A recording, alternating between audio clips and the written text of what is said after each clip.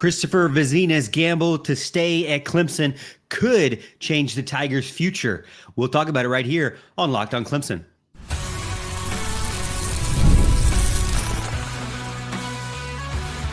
You are Locked on Clemson, your daily podcast on the Clemson Tigers. Part of the Locked on Podcast Network, your team every day. What's up, Tiger fans? Morgan Thomas here, Clemson fan, Clemson grad, host and producer of Locked on Clemson, part-time host and producer over on 105.5 FM The Roar. Thank you so much for making Locked on Clemson your first listen of the day. We're part of the Locked on Podcast Network, your team every day. Big salute out there to my everydayers. You know who you are. You know how we do it here on Locked On. Exclusive Clemson content Monday through Friday, every single week. And if you're new to the show, welcome in. I hope you enjoy it. 75% of viewers are not yet subscribed. So what are you waiting for? Hit the like and subscribe button. Never miss an episode on YouTube or wherever you listen to podcasts. Today's episode is jam-packed. We're going to talk about loyalty. We're going to talk about the future and FanDuel future bets. And we're going to finish it up with another player spotlight over with LSU and their elite freshman that they have bringing in. One that I think we need to take a look at today for sure before August 30th, that big matchup. Loyalty is not a common thing in college football, really in life. If you know, the older you get, the more people start to disappoint you. And now in the day and age of college football where it's all about contracts and NIL and things like that, and not about going to a university, getting a degree and caring about where you're at and getting that experience, it's all about money and playing time. Loyalty is very rare, especially in the transfer portal era. And we'll take a look at that specifically with Clemson's quarterback position. Cade Klubnik, as we know and we've talked about, has been loyal to the Clemson Tigers when there have been many people that doubted him and many people that have talked about all the things that he does wrong or the things that they dislike about him. Drop people have said they would prefer a transfer come in and Dabo to go reach into the pocketbook and get out, drop a lot of money for a quarterback. Now, Dabo has been the opposite of that, been very loyal to Cade Klubnik and stuck through with him through the development. And we're starting to see that growth and maturity now come to fruition at the very last season of his career here at Clemson, and hopefully could turn into something big where he's winning big games, he's getting to the championship games, he's getting to the playoffs, and going to ultimately the national championship. But the guy behind him, a lot of people, including myself, have been like, why is he still here? Christopher Vizzina's decision to stay at Clemson instead of transferring could be the smartest decision or could be one of the riskiest gambles of his quarterback career. We never know what will really happen until it actually happens, but there could be a lot of opportunity out there for him at Clemson still. But a lot of people feel like maybe there's some missed opportunity as well because he's not trying to go to another university and get more playing time. Now, Vezina came in as part of a 2023 class, a freshman. So he was freshman 2023. And this is now his third year with Clemson. And the good thing is that he's been part of the university. He seems to be fully bought in what Dabo Swinney wants to do. And he knows the playbook extremely well, more than anybody else on the roster outside of Cade Klubnik. So as far as a quarterback goes, he's definitely a trustworthy and reliable backup. But it's not common for someone to stay a backup 3 years in a row. And we know that he is going into this season 2025, and he is not going to be the starter. He's not going to be starting at all because we know Cade Klubnik is going to be that first guy up. Cade's going to get his final year to get his chance to do something. Now, Christopher Vizzina, when you look back at his recruiting class, it was a pretty good group. Some of those guys, are having some success. But the funny thing is a lot of them actually aren't. And so maybe it is a good decision that he stayed with Clemson. We do believe that in 2026, it will be Christopher Vizzina's time to shine, to show what he can do, to be that incumbent starter, I guess you could say, the guy who is next in line at that position. He was part of a class that had Arch Manning. Arch Manning has had opportunities to start, has almost had 1,000-yard passing last season, and is going to be the starter for Texas. So out of the top 10, and Christopher Vizzina, according to 24/7 Sports, was like 6th. Arch Manning would be one of those guys that I think I'd list as having most success so far. But in rank of success from his group of 2023 guys, number 1 for me would probably be Nico Iamaleava. He's been a starter. We assume he's going to continue to be a starter. He's got some pretty good stats, and he's been to a college football playoff. The next guy would be Avery Johnson, dual threat guy. We're actually going to see this weekend with Kansas State, and he's been a consistent producer for Kansas State and the Wildcats there. Then I would put 3 as Arch Manning. 4, I would put Eli Holstein, who transferred from Alabama to Pittsburgh. He's been one that a lot of people up there have been bragging about, and later on in the season last year did really well. Another guy in the group with Christopher Vizzina, Jaden Rashada, a lot of drama there, NIL issues, legal issues, not a lot of on-field action. Now at Sacramento State, we went Florida, we went Georgia, we went Arizona State, now Sacramento State. To me, I would rather be Christopher Vizzina than Jaden Rashada. The other guys, the other 4 guys, I feel like they've had better, they've had a different opportunity than Chris. CV has not had the opportunities that Iamaleava, Johnson, Manning, Holstein have had. He's had to wait behind Cade Klubnik, who's just a little bit better than him. Can he compete with those names? Maybe. We'll have to see. He'll get his shot, in my opinion, 2026. Other guys on his list, when you get towards the bottom 10, not as much, but Dante Moore, inconsistent at UCLA, now is at Oregon. Don't know if he's going to start. Jackson Arnold struggled at Oklahoma. They said it was Oklahoma's problem. Now he's at Auburn. We're watching video of him extremely frustrated with Hugh Freeze there. Malachi Nelson, high expectations at Southern California, never worked out. Now is at UTEP, Texas El Paso. Christopher Vizzina, and then Austin Novosad over at Oregon. Been with Oregon. He's really the only other guy that I have on my list. You've got him and Avery Johnson and Christopher Vizzina and Austin Novosad. Those guys are the guys that stuck with their original commitment. 70% of the group is no longer where they're at. Now, is that a good thing for Christopher Vizzina or a bad thing? Well, what we've seen is of those 70%, about 40%, did have some success. The rest still kind of up in the air. And I forgot Arch Manning in there as well as a guy who basically stayed where he's at Texas, even though his recruitment was kind of all over the place too. But to me, I like that he's at Clemson because, one, if Cade goes down, you'd rather have Christopher Vizzina than the other guys who are unproven. I know he hasn't had as much opportunities as some of the other guys in his class, but the stability is proven there for me. I'd rather have stability at Clemson than what I listed out from some of these other situations. And in the future, we know Cade Klubnik is leaving. So the fact that he's going to get his shot at 2026, I think is better than most places for sure. So overall, was it a big gamble? Maybe not so much when you look at the peers out there and the lack of success they have had. I want to talk about Vegas as well. We'll get into the next segment. There's always quarterback drama. Clemson doesn't really have that, and that's what's awesome about them. That's why FanDuel has them very high on getting to the national championship game.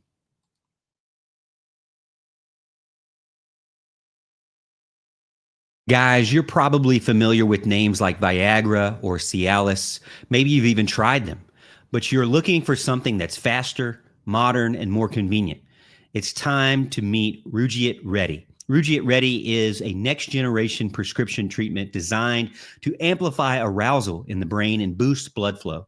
Unlike the usual pills that can take hours, Rugiet's 3-in-1 formula dissolves under your tongue and kicks in fast, on average in just 15 minutes, and the effects can last up to 36 hours. So you stay confident and in control when the moment's right. As someone juggling a packed schedule between flying and family and this show, I appreciate simple. I appreciate fast and reliable. Rugiet Ready checks all of those boxes. The entire process can be handled online, from the consult to the shipping. No awkward trips, no waiting rooms. And if you're still on the fence, you've got a ton of real reviews that you can go check out.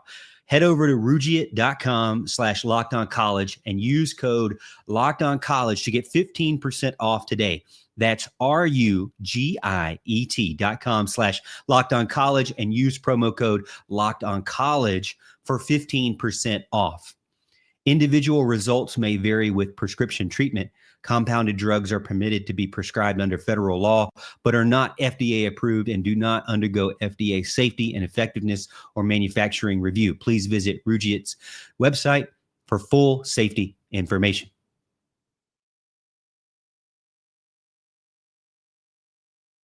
I was looking on FanDuel's research site, which you know I love because I need to make the most informed decision when it comes to my FanDuel decisions out there, because, you know, there's a lot going on. There's a lot of different ways to play things over on the app.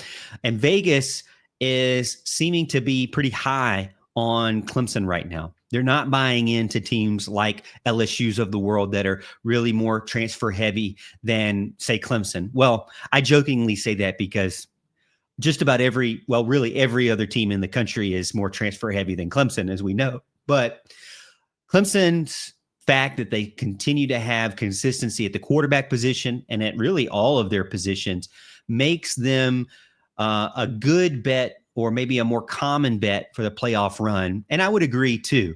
You know, this year is the year for Clemson to take it to the next level, to get back to the playoffs, to win those big games, as we've talked about. Cade needs to be able to do.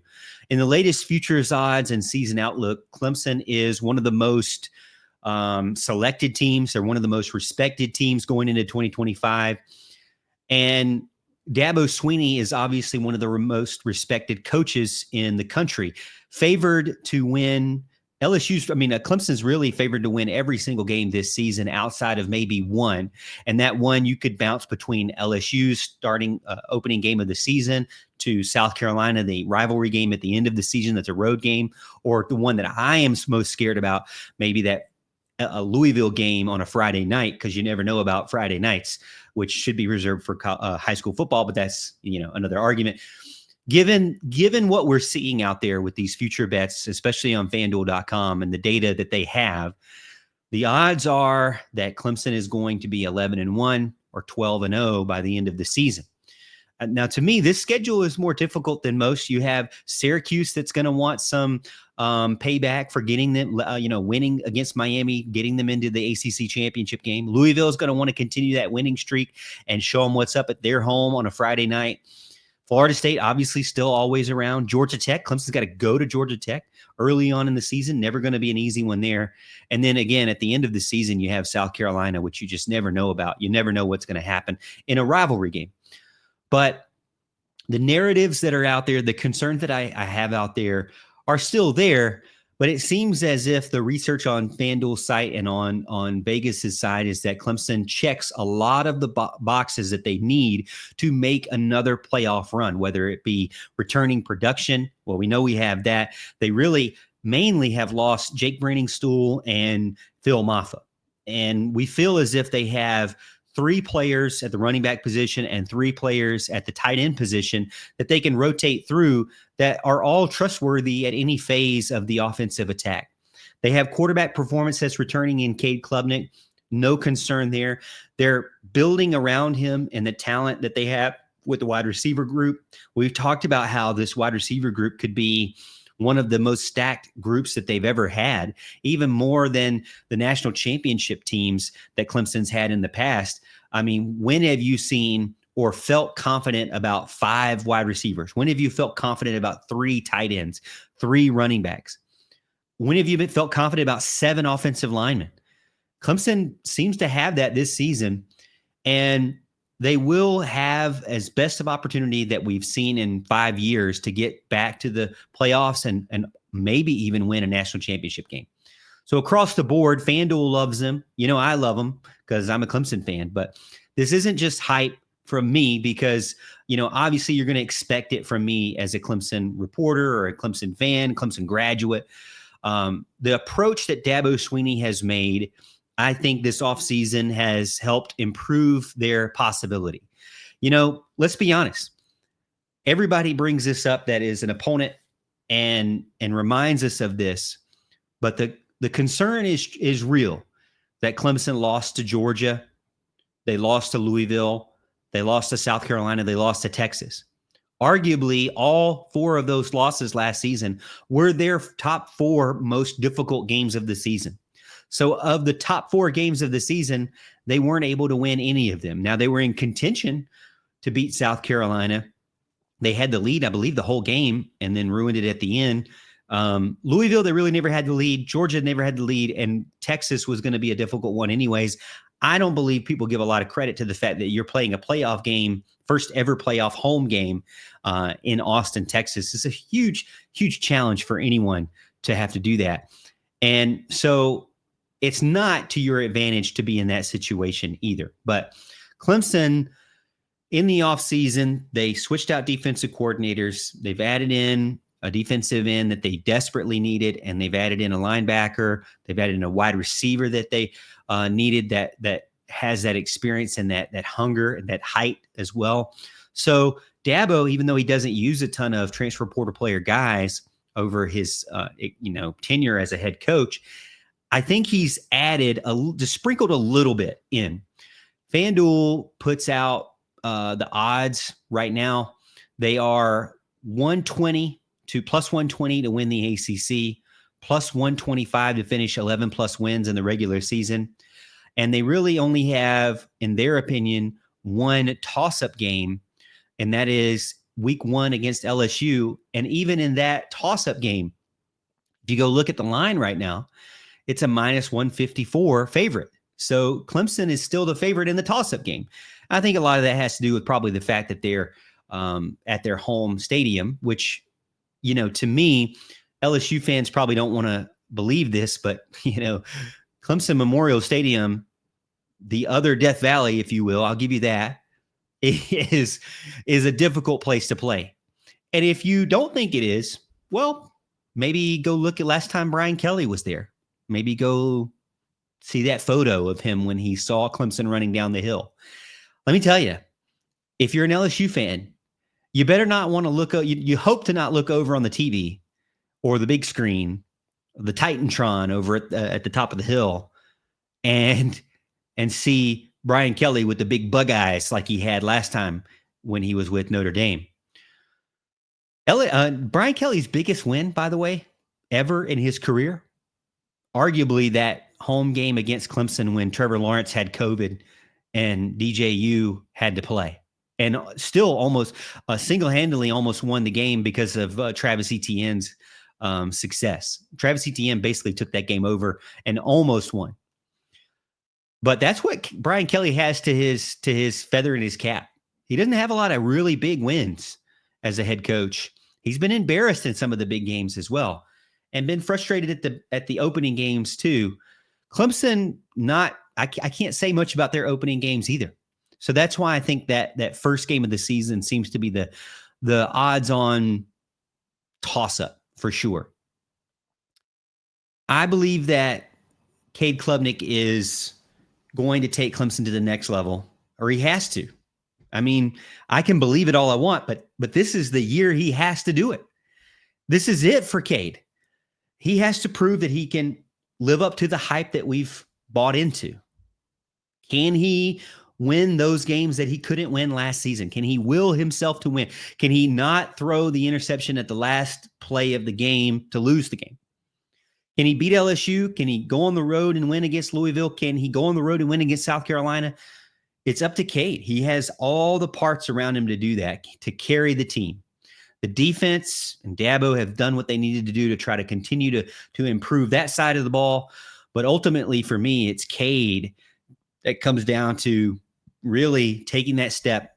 And as Deshaun used to say, sometimes you just got to look at your brothers to your left and your right, and you got to say, let's go be legendary. Nothing that the coaches or the play calls have to do. It's just you and your brothers out there on that field winning those games, willing yourself to a national championship. Sometimes that's what it needs more than betting odds or coaching staff.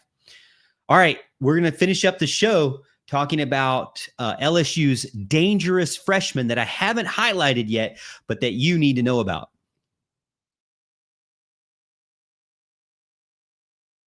If you're running a business, every single missed call is money left on the table. Think about the last time you needed a service. If the first person didn't answer, did you wait around? Probably not. You moved on, and that's why you need Open Phone, so you never miss an opportunity to connect with your customers. Open Phone is the #1 business phone system designed to streamline and scale your customer communications. For me, you know I'm balancing all kinds of stuff: podcasting, radio, side jobs, flying. It's crazy. I'm doing a lot, and I miss a lot of phone calls. If you are a business owner, you can't afford to be a ghost with your customers. You need something that can support your business needs, your personal needs, without having to get a second phone line. And get this, they have an AI agent that can handle after hours messages, even answer common questions for your customers. That's why you'll never miss a lead ever if you get Open Phone. See why over 60,000 businesses trust Open Phone. They're offering Locked On listeners 20% off your first 6 months at openphone.com/lockedoncollege. That's openphone.com/lockedoncollege. They'll even port over your existing numbers for free. Open Phone, no missed calls, no missed customers. This show is also brought to you by Prize Picks. This episode is brought to you by Prize Picks, the daily fantasy platform that lets you turn your football predictions into real rewards. Preseason is already heating up, and college football isn't far behind. Whether you got your eye on a big name quarterback or running backs breaking out for a big prize, Prize Picks makes it easy to get in the game. You know, I've used Prize Picks for a few seasons now, and I love how easy it is to get in your lineup and make those flex plays right when you open up your phone. The app is a game changer. It's clean, the payouts are fast, and it just makes following games a little bit more fun, especially when you've got a good read on your team or that specific player for that specific game. Download the Prize Picks app today and use code LOCKEDONCollege to get $50 off in lineups after you play your first $50 lineup or $5 lineup. That's Locked On College to get $50 in lineups after your first $5 play. Prize Picks, run your game. Hey, before we jump into the next segment, I wanted to tell you about something special that we've been running here on Locked On Clemson, and that's the Locked On Clemson Insider Program. You get one-on-one access to me through text message all throughout the season and off-season. You can send in your questions. I'll have episodes where we'll talk about your specific questions, and I'll give you shout-outs as an insider member. You can be part of the conversation with me through a direct link all season long. There's even a 14-day free trial, so you can check it out risk-free. I put the link in the description in this video. Go check it out. All right. So let's finish up the show. For my everydayers here, thank you for hanging with me to the very end, last episode or last segment of this episode. Harlem Berry is that dangerous freshman. Did you guess who it was? Harlem Berry. All right. He might be a freshman, but he could be an extremely dangerous wild card against Clemson in week 1. And I know what you're telling me. They got Caleb Jackson. They got Caleb Durham. They got Jackson. They're not going to use Berry, but they might. He is a true freshman, but he was the #1 running back in his class per some of the outlets out there. He enrolled early at LSU, And a lot of people have been talking about how impressive he has been in the spring and in the fall. He's got explosiveness. He's got vision. And they talking about how mature he is for a freshman. LSU's backfield is definitely got two guys in front of him. I believe that. Will he get meaningful touches earlier on in the season? It depends on how Joe Sloan wants to use him. They've hinted that they will use multiple backs throughout the season, and that depending on the situation, Berry's versatility could become a matchup nightmare for a defense. They have used him out at the slot. They've used him out wide. They've used him in a traditional role in the backfield. They've used him in screens. I mean, he's one of those guys that they've really kind of in this offseason experimented a ton. He is that classic get him out and open in space kind of guy. I don't think he's going to get 25 carries or 30 carries. No. He's not going to do that by any means. And he may only get a handful, but he doesn't really need to have that because he's built on it being explosive. One cut, one missed tackle, and you don't ever see him again. Clemson fans need to pay attention to this guy because he could really torch Clemson on August 30th. Now, again, I don't think you're going to see him immediately. He's got Caden Durham, Caleb Jackson. I get them mixed up in my head, but Harlem Berry is that third guy. Clemson's going to use 3, and they're going to rotate through. LSU could definitely do the same. And here's another reason why I think it matters the most to me is because he's going to be one of those players that's that change of pace guy, that just home run hitter that are different than Jackson and Durham. He's different enough to where no matter if Clemson's defense has been able to kind of shut down Durham and Jackson and been able to lock up that offensive line, if that's the case, you could very easily, if you're Sloan, throw Berry out there, put him out in space, put him out in a screen, put him out in a swing pass.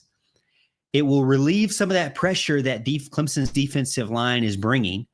It will relieve some of that stress that the LSU offensive line could possibly be frustrated with, and get a guy out open in space to just tear you up.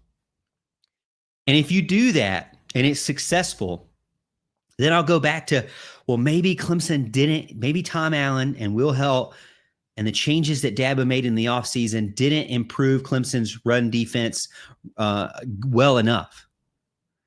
And it would be kind of a branch of the running game because you're still getting him out behind the line of scrimmage. But those kind of motions and pre-snap movements that Berry can do to get isolated on somebody who cannot hang with him. I mean, this guy has won multiple state titles in the 100 meter and 200 meter. He's a 10.5 100 meter guy. He has extreme acceleration. When you go watch his film on huddle.com, his cutback ability is scary. 8,500 yards rushing as a high schooler, 142 rushing touchdowns at St. Martin's Episcopal. Not normal. Freak athlete, best running back in the country at his in his class, according to some of the outlets out there.